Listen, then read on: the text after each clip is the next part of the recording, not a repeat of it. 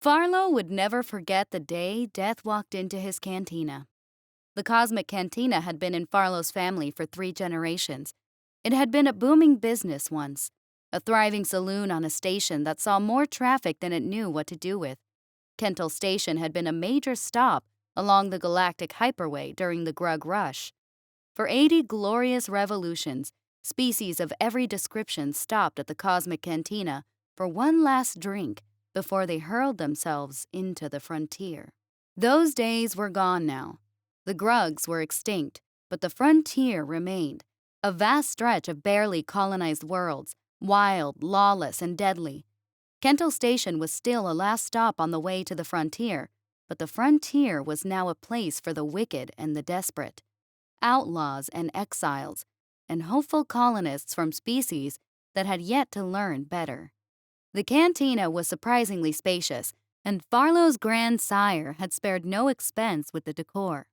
The walls were lined with hivestone, and the floor with resilient, nearly odorless lichen.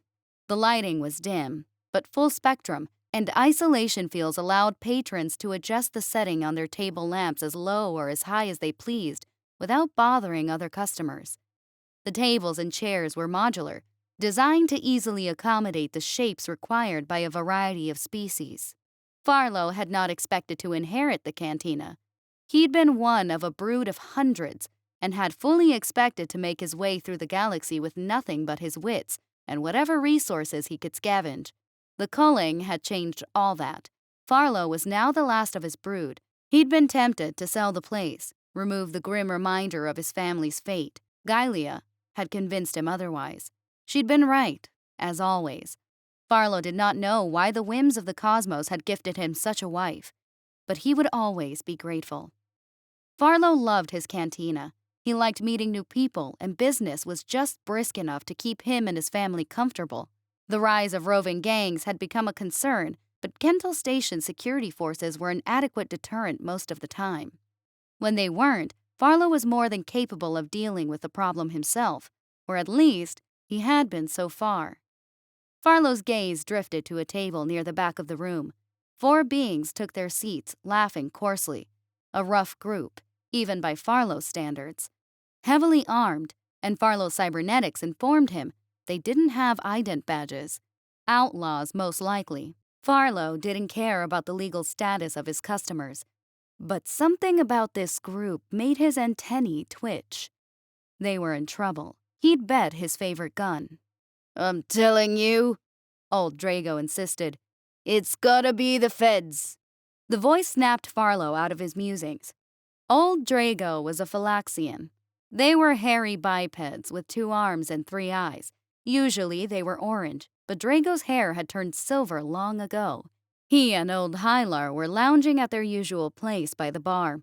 They had been regulars at the cantina since the days of Farlow's grandsire. "It ain't the feds," Hylar argued. Hylar was a Phylaxian as well, but he refused to age gracefully. His body hair had been dyed back to its original orange, sort of. Farlow hoped the old man had done it himself. He'd hate to think Hylar had paid money for such a botched attempt at youth. "It's gotta be," Drago said again. 3 gangs in less than a month, and one of them the Heifels. Who else has the gigs to pull that off?" "It ain't the feds," Hylar was certain. "First off, the Federal Unified Worlds don't give 2 spits about the frontier or anything near it. Second, if it was them, they'd be hollering about it on every station they could broadcast, telling everyone how they brung law and order and such. No way they'd do anything quiet-like." "Quiet-like is the word, too." Old Drago gestured at Farlow. The barkeep wandered over and refilled his glass. "No witnesses, no evidence, no one even trying to take credit. And if that ain't the strangest thing," Hylar agreed, "the syndicates would have left one alive to tell the tale. And if a rival gang beat the Heifels, they'd be telling anyone who'd hear. Nah." The Phylaxian shook his head. "This has gotta be somebody new. Some new player looking to make a name for themselves." "Make a name for themselves?" Drago smirked at his friend. "By not telling anyone." Creates an aura of mystery, don't it? Old Hyler said sagely. People would take notice and all more when the fraggers reveal themselves. That's assuming they do reveal themselves, said Drago. Could be a case of payback. Maybe the gang's pissed off some high-up corporation type or a crime lord from FedSpace. Could be. Hyler finished the glowing blue liquid in his glass. He gestured for another. All I know is this ain't a good time to be an outlaw. Do you two want to talk about something else? Farlow interrupted. The group at the far table didn't seem to have heard the codgers, but that wouldn't last. Hyler and Drago were experts at picking up rumors, but they had the situational awareness of a hatchling, a dumb hatchling, who was drunk. Farlow didn't want to have to rescue the old fools from yet another bar fight. Ain't nothing else to talk about, said Drago. Now, Drago, you know that ain't true, Hyler drawled. What about that fine little filly just came on the station? Salia, was it? Salia's my great-granddaughter, Hyler. Drago gave him a look. Well, she ain't mine, Hyler smirked. She's already got 2 husbands, Drago pointed out. Why'd she want a third, especially one as ugly as you? Ugly?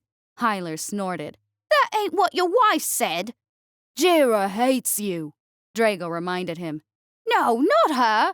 Your other wife. Satisfied that the old men were back to harmless bickering, Farlow turned his attention to the rest of the room. There was a decent crowd tonight, almost 20 people. Farlow's wife, Gailia, fitted from table to table, delivering drinks and taking orders. She moved with delicate grace, wiggling her antenna with playful charm and leaving smiles in her wake. By the uplift, she was the most beautiful thing he'd ever seen. 4 slender arms extended from her thorax, tipped with long, sensual fingers. Her exoskeleton was a pale lavender, smooth and iridescent. Her multifaceted eyes were the perfect shade of red, and her wings fluttered ever so slightly when she laughed. She'd had her antennae modified to give off a soft pink light. You! One of the denizens of the outlaw table shouted at Gila. Boy, come here! The speaker was a Rondar, a hulking brute, brown in color. Instead of a head, he had a large mouth and a single eye in the center of his abdomen. Rondars produced asexually, and they tended to refer to themselves and everyone else they met as male. That's a girl, Claude, one of the other outlaws told him. This one was a Gizmodi. The creature itself was tiny, barely 12 centimeters around. Like most of its kind, it used a 2-meter mech suit to interact with the world. Farlow saw the thing snickering through the opening in the mech's chest. Green Zist are male, purple Zist are ladies. Shut up, Melna! Claude roared. Since his species basically cloned themselves for reproduction, nearly all Rondars were the same. Voracious, ill-tempered, and not very bright. This one did not appear to be an exception. What did I say about correcting me? You said genders are confusing and you could use the help, Melnar told him seriously. Claude scowled. Well, I changed my mind. Shut your mouth hole. Both of you shut your mouth holes, the third member piped up. This one was a Scarlac, tall and skinny with yellow scales and a tail that ended in a venomous sting. Like Farlow, she had 4 arms, but she also had 6 legs and a set of long, serrate pincers. You're making a scene, she snorted. Can't you see this is a high-class joint? The other 2 chuckled at the joke. The 4th member smiled at Farlow's wife. Ignore these idiots, little lady. Why don't you come on over and we'll tell you what we want. Farlow marked this one as the leader. He was a grotto, a 2-armed biped much larger and wider than most species. Thick plates covered most of his body. They were a deep blue with glowing swirls of gold engraved upon them. A concerned Farlow made a quick scan with his cybernetics. It was as he feared. The grotto's armor had been extensively modified. A mixture of titanium and ceramic had been used to increase their durability, along with an energy-conductive alloy to lessen damage from blaster fire.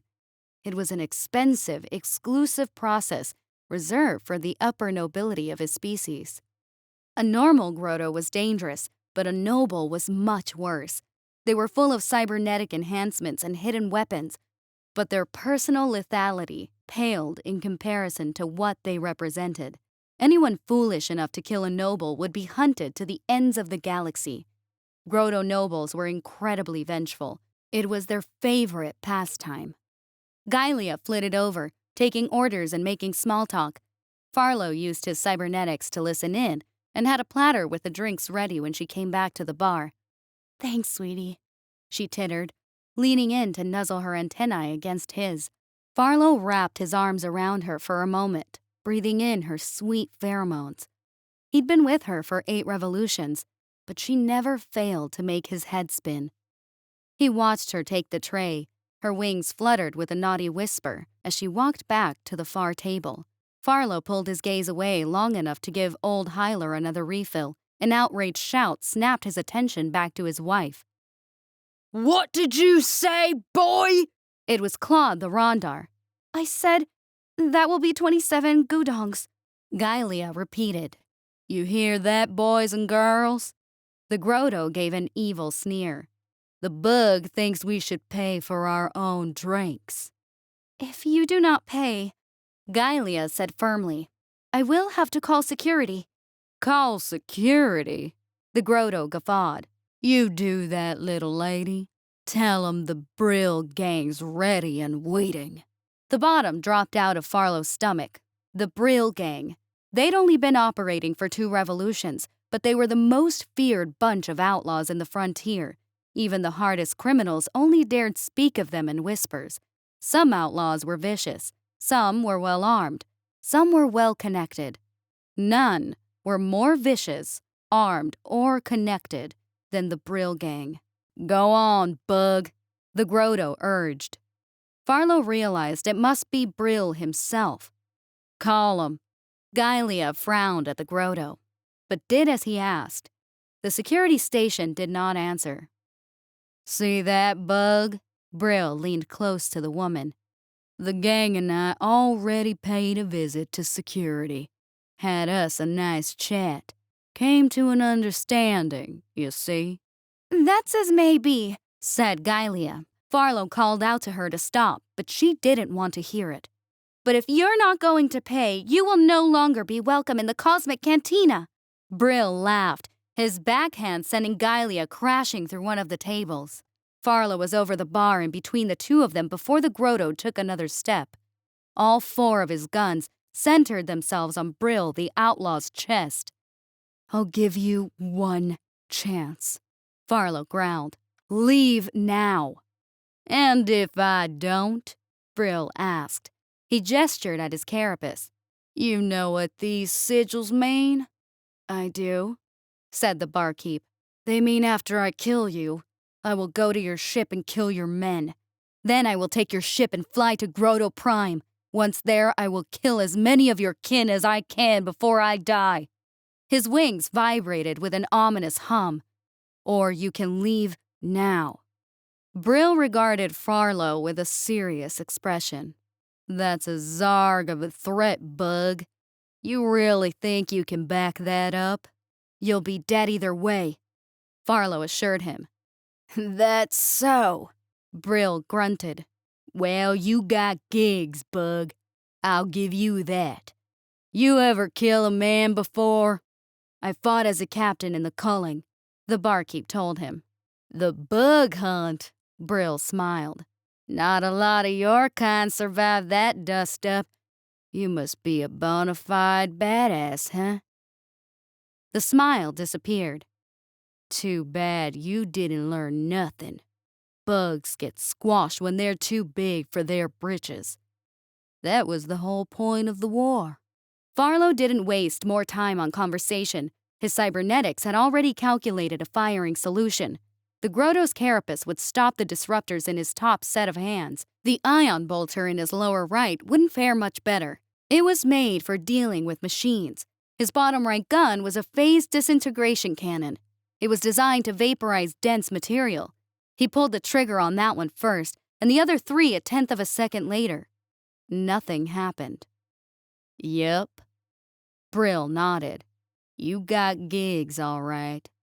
He slid open a panel in one of his armored plates. A small blinking device revealed itself. Farlow barely stopped himself from gasping in alarm. It was a nullifier. Farlow had come up against nullifiers a few times in the war. Fancy federal tech. They shut down all weapons in a 300-meter radius, turned every battle into a melee. The feds kept a tight grip on the devices. They were almost unheard of out in the frontier. Farlow dropped his guns. They wouldn't do him any good. Instead, he pulled out his braking sticks, rods of pure tungsten, a meter long and 7 centimeters thick. Farlow's species had lost many of their natural advantages when they were uplifted. They needed more food now and more oxygen, and they lost their claws and stings in exchange for thumbs and the ability to speak. Their strength had not been taken. Farlow could lift over 20 times his body weight. He would die. He knew that. He might take an enhanced Noble Grotto in an even fight, but the other 3 made it a death sentence. It didn't matter. He would kill Brill or die trying. Either way, Gylea would have time to escape. He shifted, preparing to leap. A flash of light and heat and searing pain stopped Farlow in his tracks. He stared down in shock at the charred stump where his arm used to be. Then he looked up. Brill was holding a plasma caster. Here's what's gonna happen, Bug. Brill kept his caster leveled at Farlow. You're going to get back behind that bar.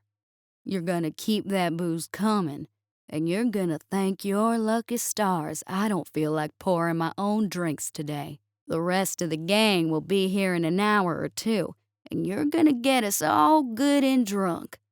His eyes glittered with malice. Do that, and maybe, just maybe, I won't kill you and the missus here. I think we should take that boy, too, Claude spoke up, pointing at Farlow's wife. I hear zigzags is good eating. For the last time, Claude, Melner snapped. That's a girl. Boys don't lay eggs. Ignore those idiots. Brill ordered. His weapon never wavered. What's it gonna be? Farlow trudged back to the bar, thinking furiously. Brill didn't just have a nullifier. He had a selective nullifier. He'd only heard rumors of such a thing. They were used by high-ranking feds and no one else. Farlow had no idea how Brill had acquired such a thing, but it didn't matter. Brill's guns worked. Farlow's didn't. It was as simple as that. He tried calling security himself. No answer. Farlow looked around the cantina. Most of the customers had cleared out. Only Drago and Hyler had stayed. They'd help if they could, but Farlow knew it wouldn't amount to much. He was on his own. Farlow poured drinks and made plans. He knew it was useless. Brill would kill him. His wife would be taken. Farlow could fight. He probably would. But he couldn't win. He would die, and no one would lift a hand to save him. He was handing Gylea a 3rd round of drinks when the human walked in, a male specimen just over 2 meters tall. He wore black boots, black pants, black shirt, a long black coat, and a black hat with a wide brim. The human paused just inside the door. Farlow assumed he was letting his eyes adjust to the dim light of the cantina. Then he strode forward, long, confident strides. His eyes darted around the room, taking in everything. No profile appeared in Farlow's cybernetic interface. The human didn't have an ident badge. Farlow wasn't surprised. Humans had only made their way into space some 20 revolutions ago. The feds didn't acknowledge them as citizens. Farlow's cybernetics scanned the creature. He wore no armor, had no cybernetic enhancements. The only power sources Farlow detected were a pocket full of gudongs and a basic communicator. Farlow hadn't dealt with humans often, but he knew enough to know that they had no natural weapons. They were slower and weaker than most species. This one moved like a predator, all grim and graceful, but Farlow knew better. No power sources meant no weapons, at least none used at range. Perhaps this one was a melee specialist. He was either that or a fool. Kendall Station was as close to safe as could be found near the frontier, but that wasn't saying much. No one went unarmed. Even old Drago and Hylar kept blasters on their person at all times. Those who failed to do so rarely lived long enough to regret it. The human walked straight up the bar. He sized Farlow up, eyes tightening slightly at the barkeeper's missing arm. The stump was still bleeding. Farlow spoke before the human did. "You should leave, human. This place isn't safe for you." The man replied with a single word. "Whiskey." Farlow didn't appreciate being talked to that way, like he was an automated menu at a food dispenser. Still, he did not want this man's corpse on his conscience. The Brill gang hadn't noticed the man yet, but they would. Humans were not well liked. Farlow doubted the man would survive the gang's attention. He tried again. "I am serious, human. You are in danger." The man mulled that over. Then he pulled a few gudongs from his pocket and slapped them on the bar. "Whiskey." The cantina didn't have whiskey on hand, but Farlow was able to fabricate some in a synthesizer under the bar. He poured it into a tiny glass. The human downed it all at once. "Say," Old Drago addressed the man. "we don't see a lot of humans in these parts. You a trader? Trying to make your fortune out in the big empty?" Cold eyes flicked to the Phylaxian. Farlow didn't think the human would respond, but after a moment the man nodded thoughtfully. "I guess you could say that." His voice was deep but surprisingly smooth for such an unfriendly-looking specimen. "I thought so." Drago smiled at the man. "So what you dealing in these days?" "Lead." The man slapped more money on the table and gestured at Farlow. Farlow poured him another shot. "Lead?" Old Drago frowned. "I didn't think lead was all that valuable." The man downed his whiskey. "Depends on what you use it for." Old Drago looked like he was going to ask another question, but a voice rang out before he could. Well, looky what we got here. It was Brill. The Grotto stood up. If it ain't a human of all things. The other three followed Brill as he clomped towards the bar. "I didn't think human ships could even make it out here this far." The Scarlac quipped. Her stinger wove a threatening pattern as she advanced. "What did you do, Primitive? Ride here on a livestock animal?" The human turned to face them. He said nothing. What's wrong, boy? Claude jeered. Got no translator? Too dumb to speak? He's dumb, all right. Marlin's laughter chittered out of the slot in his mech suit. You picked the wrong place to come in for a drink. Ain't here for a drink, said the human. Not here to drink, the Scarlac snorted. You do know this is a bar, right, Lunker? If you ain't here to drink, asked Brill, then why are you here? I'm here for you, Brill. The human brushed his coat back, revealing an object strapped to each of his hips. They were gun-shaped, but they didn't look like any kind of blaster Farlow had seen before. The Grotto froze. The smile fell from his face. That a fact? Farlow ran another scan. Whatever the human had, they weren't guns, no power source. Not that a gun would do the man any good. Brill's nullifier would see to that. Farlow's lower hands twitched toward his braking sticks.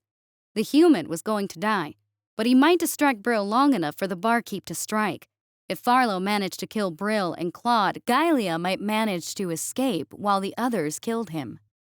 A look at his wife stopped him. Gylea was only 4 meters away, holding perfectly still. She was very carefully not focusing on the gang, but Farlow knew what she was thinking. The moment Farlow attacked, Gylea would strike too. The barkeep abandoned his plan. He should have known that woman wouldn't run. He'd been a fool to think she'd let him face death alone. It is. The human spoke with certainty, like he was stating a simple fact. Well now, the Grotto's hand drifted toward his weapon. Look at the gigs on this lunker. Planning to take on the Brill gang all by his lonesome. Brill's eyes glittered dangerously. Who sent you, human? I know it weren't the feds. They wouldn't give a prim like you the time of day. Little colony called Far Away, said the human. Didn't appreciate you shooting it up. Far Away, Bill grunted. I remember that dirt hole. They should have surrendered quicker. They should have had more worth taking, the Sarlacc added. Should have tasted better too, Claude threw in. You shouldn't have named your client like that, Lunker. Brill chided the man. Now we're gonna have to pay them another visit. Teach those Prims their place in the galaxy. Unprofessional, Marlin tutted from his mech suit. It would be, the human agreed. Except they wanted you to know. Then they're too stupid to live, the Grotto declared. He opened a panel in his carapace and pulled out a communicator. Same as you. Brill activated the device. Deenoch, get the rest of the gang over here. We're gonna have us a shindig. Deenoch did not respond. Brill frowned at the communicator. Deenoch, you listening? Deenoch did not respond. Brill tried again. Deenoch? Grillo, somebody better answer me. The human spoke. They won't be coming. Brill met the human's eyes. For the first time, the Grotto looked genuinely angry. Is that a fact? They were too stupid to live, the man told him. Brill was quiet for a moment. Then he growled. Take 'em! The other three reached for their weapons. There was a bang, deafeningly loud. Claude dropped, a hole where his eye used to be. The Sarlacc fell next. The back half of her head was missing. Marlon stayed upright, but he had stopped moving. Farlow could see a pulped mass of blood and tissue through the slot in his mech suit. Brill turned to look at the remains of his gang. He said what Farlow had been thinking. What the... The human had one of the gun-like objects in his right hand. Farlow hadn't seen the man draw the weapon. He didn't see the man holster it either. Too fast. Farlow stared. What was this creature? Humans were supposed to be primitive. How did he move so fast? And where did he get a gun that could bypass a nullifier? Or kill 3 separate targets with one shot? Farlow wouldn't learn what had happened until much later, when his cybernetics replayed the scene in slow motion. The human had pulled, aimed, and fired 3 times. He'd done it so quickly they sounded like a single shot. Each time he pulled the trigger, a piece of metal came out of the gun. The metal bits moved faster than the speed of sound, using their velocity to deliver a large amount of force in a very small area. Brill's eyes narrowed. Kinetics. You must think you're clever, Lunker. He went for his plasma caster. But you ain't! The bang came again. The human's gun was in his hand again. The Grotto raised his plasma caster, then grimaced. The blaster was sparking. There were 2 holes in it. Farlow could only guess what would happen if Brill pulled the trigger. It might fizzle, it might backfire, it might explode with enough energy to kill everyone in the cantina. Brill dropped his broken gun. He reached with an armored finger and rubbed his eye. Farlow would later learn the human's 3rd projectile had struck him there. Nice shot. Too bad your little rock thrower can't hurt me. The Grotto stepped forward, fists clenched. Farlow prepared himself. The gang leader was alone now, unarmed. If Brill killed the human, Farlow could attack. Gailia would help as well. They could kill him. Killing a member of the Grotto nobility meant they would spend the rest of their days in hiding. But they could do it. They could live. Not that Farlow was eager to make that choice. He wouldn't forfeit his family's safety while there was a chance the human would succeed, nor would he risk entering the man's line of fire. His strange gun might not have stopped Brill, but Farlow's exoskeleton was far less durable. The human's gun disappeared into its holster. He reached into his coat and pulled out another strange weapon. This one was a long metal tube with a wide barrel. The man tucked the butt of the gun into his shoulder, one hand on the trigger and the other on the barrel. He pulled on the barrel and the gun made a chunking sound. He pulled the trigger.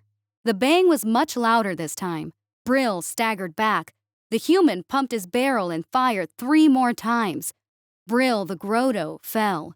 His armored chest was cracked and oozing. There were holes in it. How? Brill wheezed.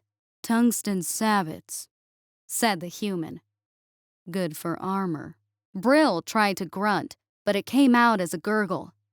You'll pay for this, human. My family will come for you.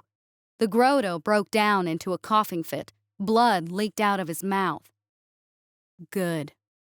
The human pumped his sabot slug gun and leveled it at Brill's head. I'll be waiting. He pulled the trigger. The bat blew out of Grotto's head. The human examined the Grotto for a moment. Satisfied, he started pulling small objects out of one of his coat pockets. He fed them into the sabot thrower. What had Brill said about kinetics and being clever? A careful scan of the sabot told the tale. A pointed tungsten core wrapped in some form of polymer, a mix of explosive chemicals at its base, packed in against metal with a substance in the center that would spark when struck. The idea was primitive, but the weapon was much more sophisticated than Farlow had expected, and surprisingly lethal. A weapon that did not rely on a power source. No wonder the nullifier hadn't been able to shut it down. With the sabots reloaded, the human put the thrower away. He checked the bodies of the rest of the gang. Marlin and Claude were thoroughly dead, but the Scarlac was still twitching. The human drew the gun from his left hip and judiciously shot her 4 times in the thorax. He watched for a moment, then shot her again. She stopped moving. Satisfied, the human reloaded his hip guns. Then he searched the bodies. He opened Brill's armor panels, finding the nullifier, several weapons, and a stash of Gudong chips in large denominations. He pocketed the nullifier and several of the chips. He searched the rest of the gang, coming out with an armful of money. He turned back to the bar. A frightened Drago reached for his disruptor, but Hyler slapped him upside the head and made him put it away. The man walked calmly up to Farlow. He dropped the money on the bar. Should cover the damages, he said. He grimaced. And the arm. Farlow's wife dashed towards the human. His hand flashed up to his hip, but he didn't pull the gun. Gailia stopped a meter away, and Tenny throbbing in gratitude. You saved us! Thank you! Didn't do it for you, said the man. He reached up, pinched his hat between finger and thumb, and dipped it towards Gailia. But you're welcome. The human turned and walked away. Old Hyler called after him. Hi, human! What did you say your name was? I didn't. The human kept walking. Are you sure you're a traitor? Old Drago yelled the question. The human paused. Of course I am. I told you, didn't I? He half turned. He met Drago's gaze with a cold gleam that sent shivers up Farlow's exoskeleton. I deal in lead.